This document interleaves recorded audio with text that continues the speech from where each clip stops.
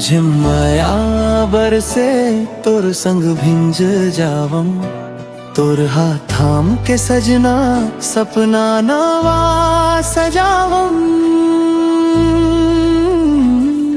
तोर नयन के जादू माँ मोर दिल खो जाथे, तोर माया के छाँव माँ हर गम दूर हो जाथे।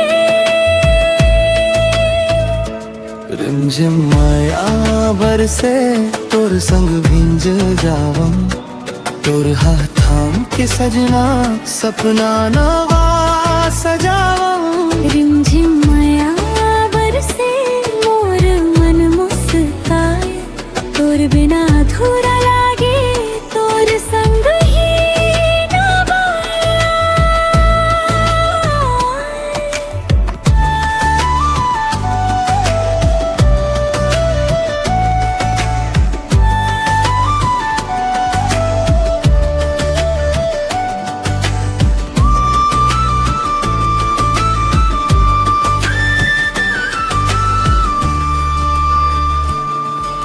सावन के पहली बूंद गाल महसी बनके, महुआ के खुशबू जैसन बस के हंस मनमा। तोर नाव गुनगुना थव हर पल हर घड़ी, तै बिना सुनना लागे मोर जिंदगी डगरिया।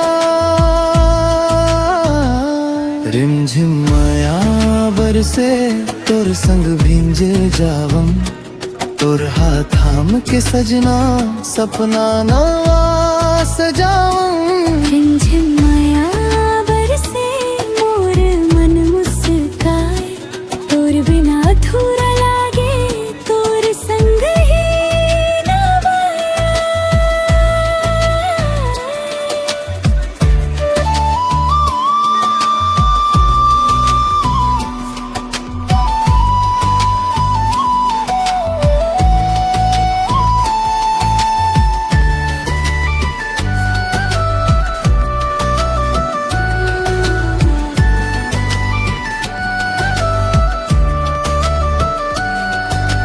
चंदा गवाही देवै तारा मुस्काए रे, तोर माया के रंग मोर दिल समाये रे।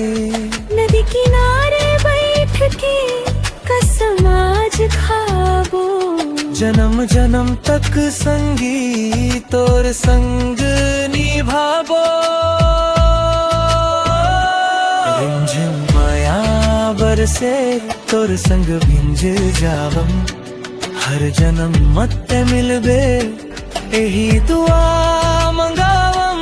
रिमझिम माया बरसे मोर दिल के रानी ते, तोर माया के संग मन जिंदगी